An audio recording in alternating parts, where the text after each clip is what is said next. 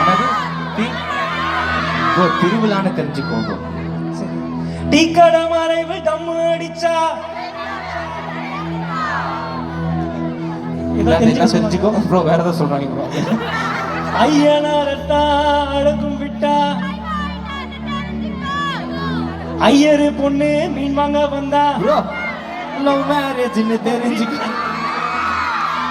சரி இன்னமும் சொல்றேன் தெரிஞ்சு கொடுத்து தெரிஞ்சுக்கோ.